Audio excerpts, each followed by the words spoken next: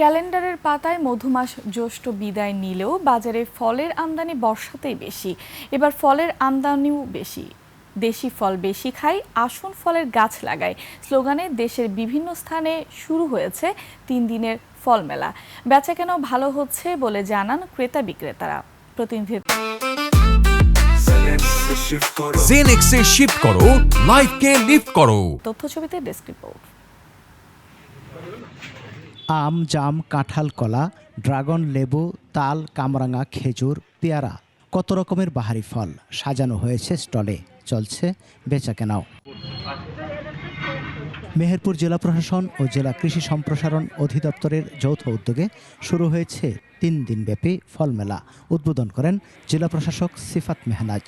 মেলায় 6টি স্টলে সাজানো মজাদার সব দেশি ফল। আমরা কখন কিভাবে খাইতে হবে এবং আমাদের দেহের যে অতিরিক্ত টক্সিসিটি এবং অতিরিক্ত যে রেশন প্রক্রিয়া, যে খারাপ যে টক্সিসিটি আছে সেটা সরানোর জন্য এবং দৈনন্দিন যে কেন ফল খাওয়ার দরকার এই বিষয় নিয়েই আমাদের আজকের এই আয়োজন। বড়রা চিনি কিন্তু বাচ্চারা একেবারেই চেনে না। সেই ফলগুলোকে আমরা চিহ্নিত করার জন্য এবং এর পুষ্টিগুণকে তুলে ধরার জন্য আমরা আজকে এই ফল মেলাটা করেছি। ঝিনাইদহে মেলায় 5টি স্টলে ফল প্রদর্শন করা হচ্ছে। প্রায় 50 ধরনের দেশীয় ফল ও ফল আবাদের উন্নত প্রযুক্তি প্রদর্শন করা হয় মেলায়। দিনাজপুরের হিলিতে 3 দিনের জাতীয় ফল মেলা উদ্বোধন করা হয়। অনুষ্ঠানে বক্তারা ফলের পুষ্টিগুণ সম্পর্কে বলেন। তারা কোমলমতি শিক্ষার্থীদের দেশীয় ফলের সাথে পরিচয় করিয়ে দেন। ব্রাহ্মণবাড়িয়ায় ফল মেলায় 80 জাতের ফল প্রদর্শন করা হয়। অনুষ্ঠানে দেশীয় ফলের গুণাগুণ তুলে ধরে মানুষকে ফল চাষে উদ্বুদ্ধ করেন বক্তারা।